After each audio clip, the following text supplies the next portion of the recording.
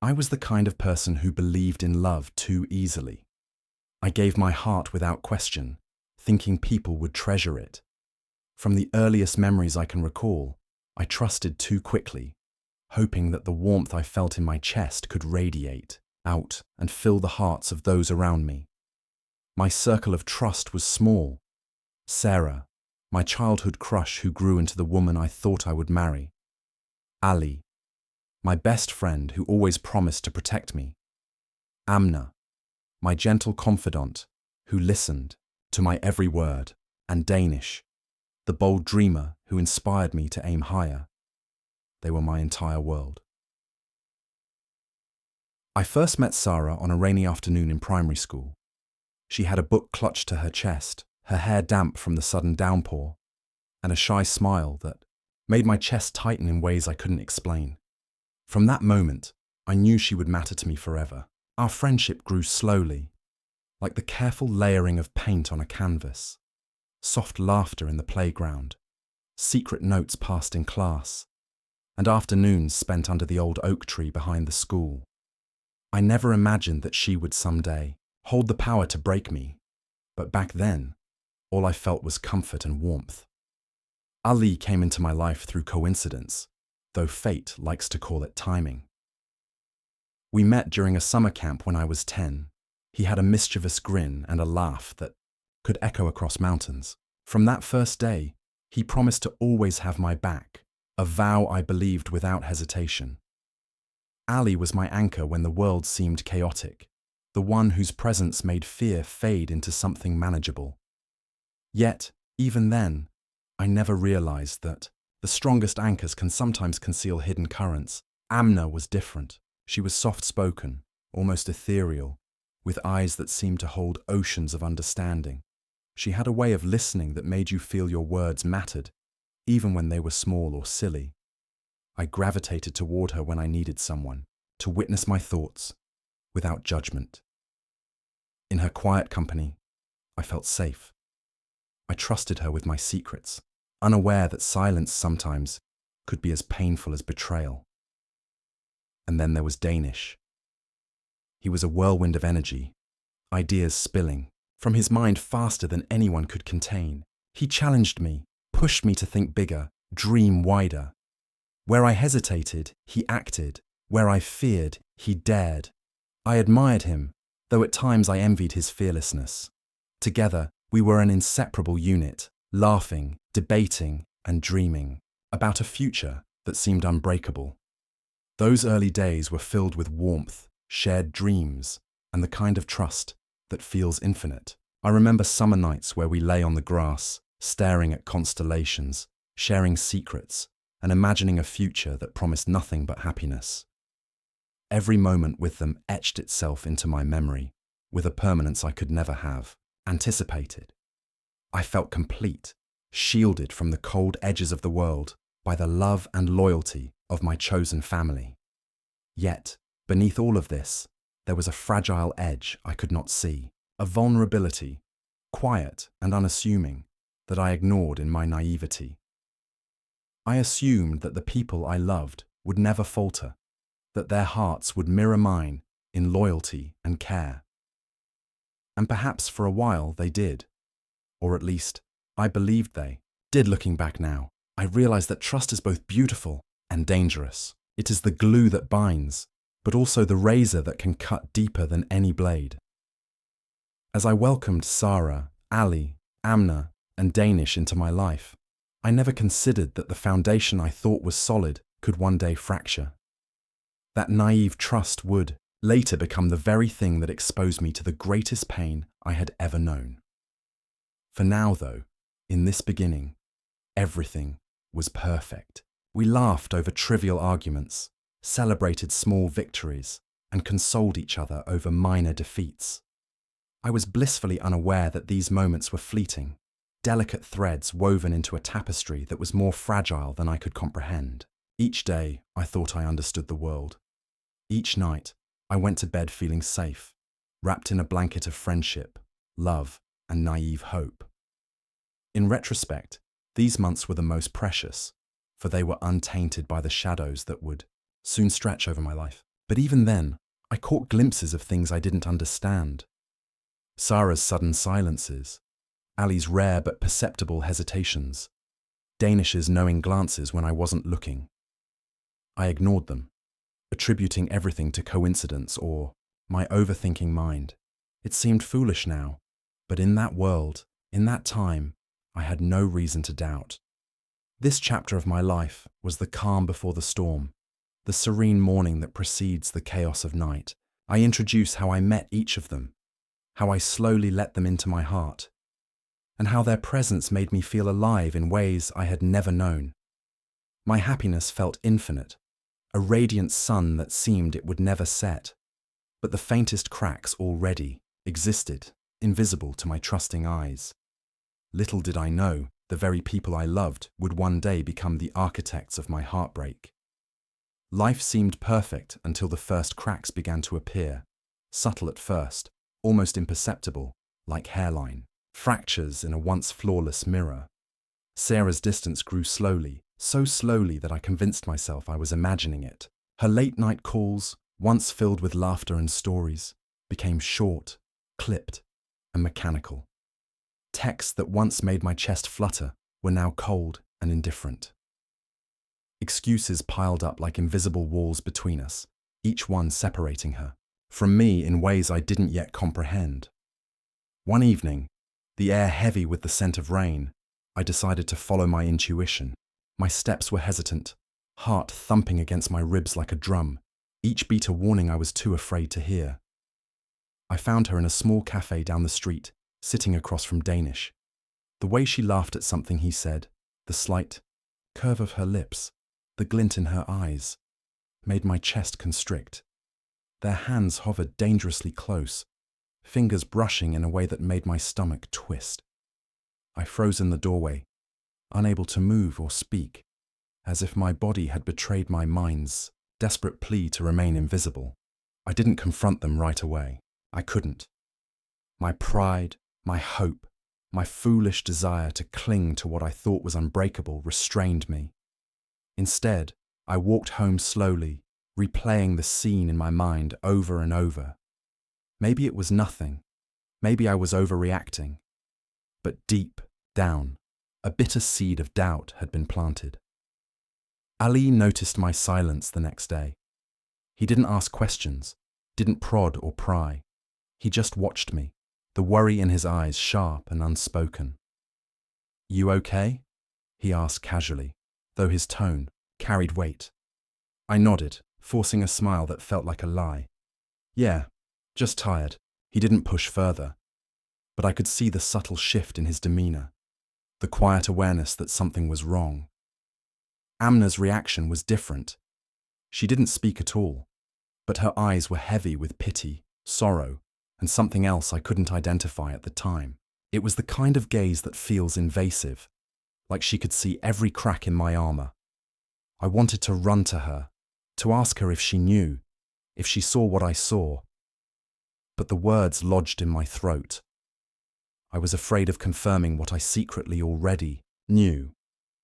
The days that followed were a blur of tension and confusion. I watched Sarah more closely, searching for signs that it was only my imagination. She smiled at me sometimes, yes, but there was a hesitancy in her expression, a flicker that told me she was already elsewhere, emotionally distant. Danish's charm became more pronounced, his presence heavier in my life without my permission.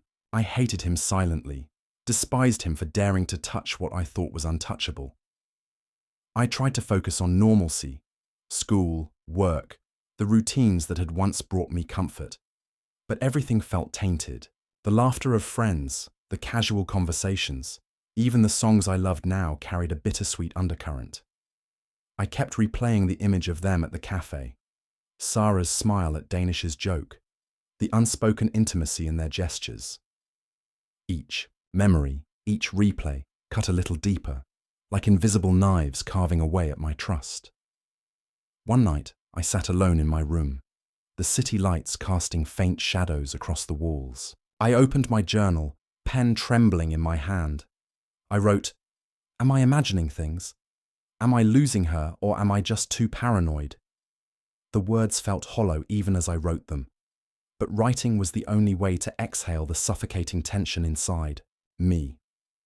I wrote and wrote, pouring out confusion, fear, and the first bitter taste of betrayal. A few days later, Sarah invited me out to talk.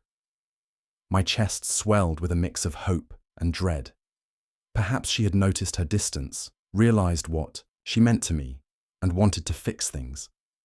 But when I arrived, I found her smiling, but not at me. Danish was there too, leaning casually against the table, their laughter filling the space in a way that seemed designed to exclude me. "Hey," Sarah said, her tone light but distant. "You look tired." I forced a laugh. "Yeah, just a lot on my mind." Danish smirked, eyes briefly meeting mine, a silent taunt hidden in his glance.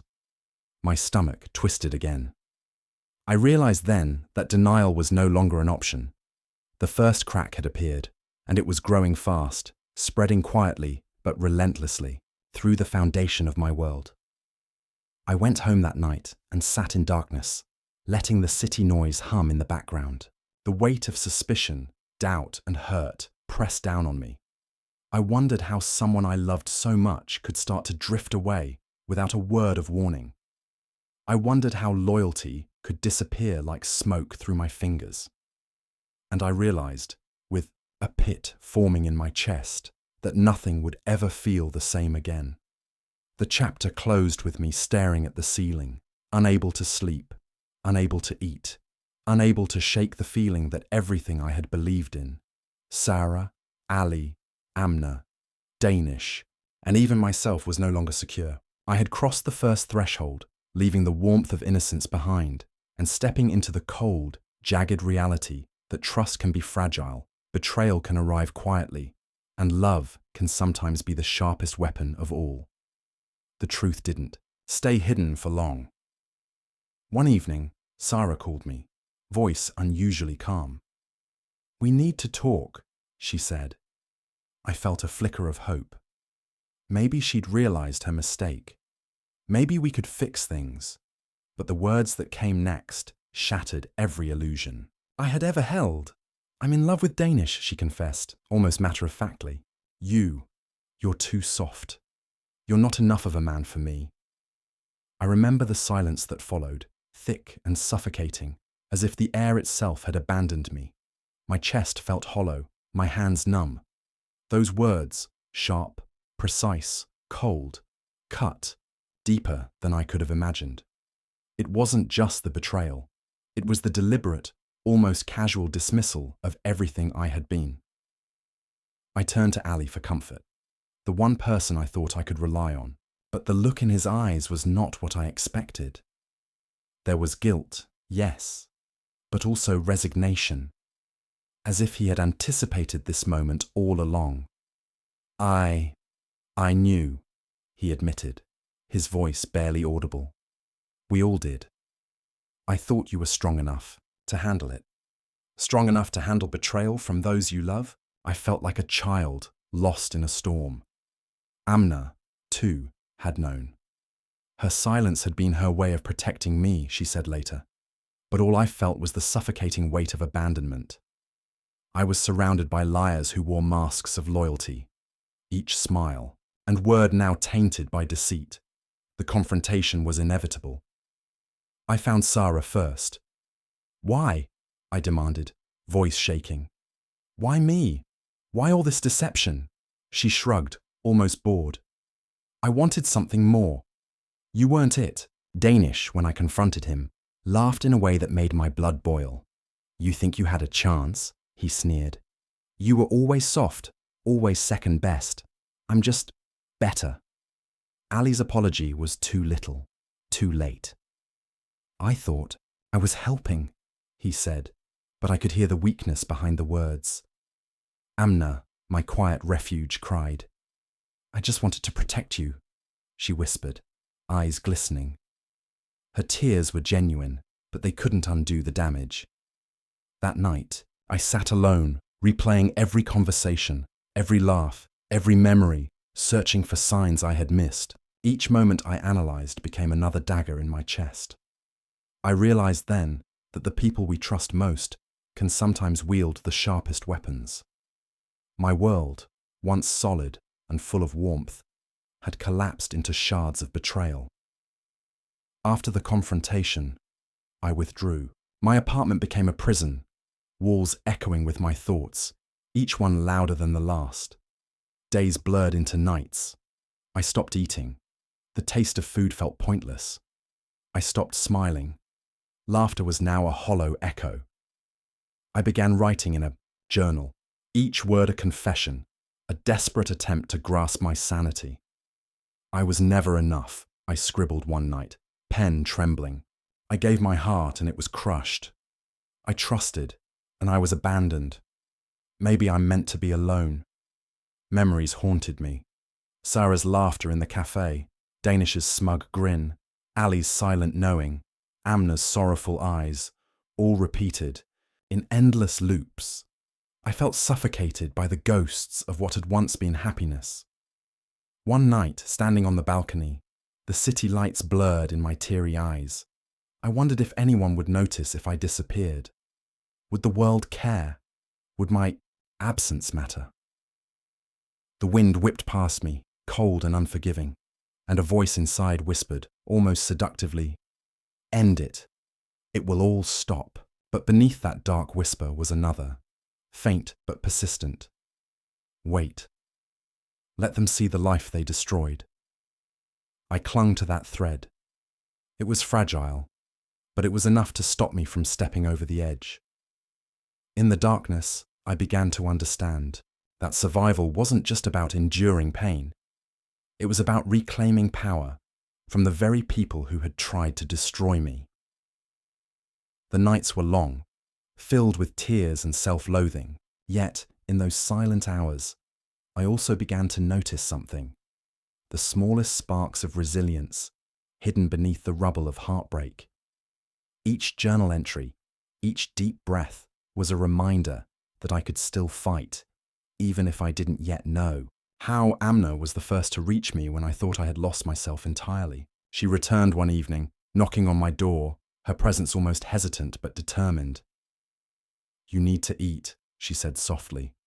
"You need to live." At first I hated her for returning, for reminding me that the world hadn't abandoned me entirely. I wanted to push her away, to retreat further into my darkness. But something in her eyes, the unwavering concern, pierced the fog of despair. Then she said something that changed everything. "What if you let them see who you really are without them?" Her words planted a dangerous, exhilarating spark in me. For the first time, I considered the possibility of rising from the ashes, of becoming someone they could never ignore, someone they could never destroy. I began rebuilding in secret. Gym sessions became a ritual of transformation, each drop of sweat a symbol of renewed strength. I poured myself into work and late-night study, discovering skills and resilience I hadn't known existed. Pain became fuel, betrayal became motivation, and slowly, a plan took shape. I reflected on every betrayal, every moment of weakness, and I allowed it to harden me, to sharpen me. I wasn't just healing, I was evolving. In solitude, I envisioned the lives of those who had wronged me unraveling. Each misstep met with the silent satisfaction of karmic balance. Conversations with Amna became my anchor. "You're not the same person they betrayed," she reminded me. "You're stronger, smarter, more capable. Let them see it." Her words echoed in my mind during every workout, every business meeting, every late-night reflection. I trained my body, honed my mind, and nurtured a patience that made me invisible, yet formidable. By the end of the chapter, I was no longer the broken person who had cried on the balcony. I was someone alive with quiet fury, someone plotting a life that could not be taken away. The seeds of fire Amna planted had grown into an unstoppable blaze, illuminating a path toward transformation and eventual revenge. Months had passed since I withdrew from the chaos, and I was unrecognizable. Even to myself, the gym, the late-night study sessions, the relentless pursuit of success. They had transformed me. My posture was straighter, my gaze sharper, my confidence undeniable. I walked through the world like someone who knew his worth, and it radiated from me in a quiet, controlled power. Sarah's relationship with Danish began to crumble under the weight of their lies. Rumors spread quietly, whispers of deception, betrayal, and arrogance. Danish faced financial difficulties, struggling to maintain the image of the untouchable dreamer he had projected. Ali's loyalty, once a shield, had cost him friendships, respect, and opportunities. They tried to return. Small messages, accidental encounters, hollow smiles. I didn't respond. I let karma work its course, watching in silence as the lives that had once overshadowed mine slowly unraveled. The encounters were painful, yet oddly satisfying. Sarah attempted charm and apology. I made mistakes, she said, voice shaking, trying to rekindle familiarity. I nodded politely, saying nothing. My silence said more than words ever could. Ali begged privately, his tone desperate. I thought I was protecting you. Please forgive me.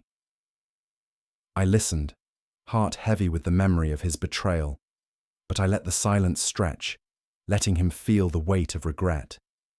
Danish, ever arrogant, tried to mock me, yet his confidence was cracking. The sharpness that once intimidated me now seemed fragile, brittle. I realized then that power is not always loud. It can be quiet, deliberate, controlled. And silence, when wielded correctly, can be the deadliest weapon. Each encounter left me stronger. I no longer reacted impulsively. I didn't need to prove anything through anger or confrontation. My transformation had made me untouchable, not because I was better, but because I had reclaimed my own life. The masks they wore were falling, and I was the one holding the mirror. The turning point came in a cafe, the same one where the first cracks had appeared months before. I walked in with Amna by my side, and there was Sarah, waiting, her expression carefully crafted to seem innocent. You don't understand, she began, trying to play the victim. Danish, he used me. I didn't know, I interrupted, voice steady, calm, unshakable. I loved who I thought you were. That person never existed. Her eyes widened, fear flickering across her face. For the first time, I saw the cracks in her armor, the panic she couldn't hide. She tried to speak again, but I didn't give her the satisfaction. I had become untouchable, not through force, but through clarity and power. Ali confronted me later, privately, his confession tinged with jealousy. I envied you, your bond with Sarah, he admitted. I thought I could protect you by staying silent. His weakness, once comforting, now disgusted me. I saw him, clearly, no longer through the lens of friendship, but through the harsh light of truth. I realized that jealousy, fear, and pride can masquerade as care, and that realization hardened my resolve. Danish, desperate, challenged me directly, trying to assert dominance in the only way he knew, arrogance. But it was ineffective. The arrogance crumbled under the weight of my transformation. His attacks bounced off my calm, met with silence, observation, and measured responses. Every confrontation was a victory, not merely over them, but over the weaker version of myself who had cried on the balcony, who had doubted his worth, who had allowed betrayal to define him. I had reclaimed not just my life, but my power. Sarah's messages began to arrive, long and apologetic, filled with words that could not undo the past. I was wrong, she wrote. I didn't know what I had. Please forgive me. But forgiveness was not mine to give. I had moved beyond that. Ali tried to visit, begging for a chance to start over. I can make it right, he said, eyes pleading. I listened, feeling a strange mixture of pity and detachment. They weren't evil. They were human, flawed, weak, incapable of seeing the consequences of their actions until they suffered them themselves. Danish spread lies, rumors of my own character, hoping to tarnish my reputation. But no one believed him. I had grown untouchable, not through defiance, but through the consistency of my life, my growth, and my unwavering focus. Amna, however, remained. She stayed not out of pity, but out of respect. She had witnessed my journey from despair to strength, and her presence reminded me that loyalty still existed, that some bonds withstand even the deepest betrayals. Watching them stumble through regret was bittersweet. Their pain was a reflection of what they had taken for granted, but it also healed me. I realized that I was no longer chained to their mistakes. I was free from the weight of their choices. Closure came in quiet moments, face-to-face conversations that carried the weight of months of reflection. Sarah sought it desperately. "Please," she whispered, voice breaking. "I just want closure." "You destroyed me," I said, calm, measured. "But you also saved me. Losing you showed me what real love looks like, and it's not you." Her tears fell, and I watched, feeling neither joy nor vengeance, only clarity. With Ali, I said nothing. Silence was enough. The absence of reaction can be more powerful than any speech. Danish, furious, shouted into the void. But I had learned that some battles are not worth engagement. The struggle had shifted. My victory was internal, complete. Amna and I walked through the city at night, lights reflecting in our eyes, a quiet peace settling between us. For the first time, I wasn't defined by loss or betrayal. I had reclaimed myself, rebuilt from the ashes of pain. Looking back, I saw not tragedy, but rebirth. Sarah had been a lesson, Ali a warning, Danish a reminder of arrogance. Amna was not a second choice. She was the choice fate had saved for me. I stood on the balcony where I had once considered ending it all. The city stretched beneath me, a canvas of light, life, and endless possibility. I felt hope burning inside me, strong and unrelenting. Sometimes life destroys us, I whispered to myself. Only so we can rebuild stronger. The sun began to rise, casting golden light across the horizon. I breathed deeply, feeling the warmth on my face, and for the first time, I felt truly free. I was no longer a victim, no longer defined by betrayal. I was whole, alive, and ready to embrace the life I had fought to reclaim.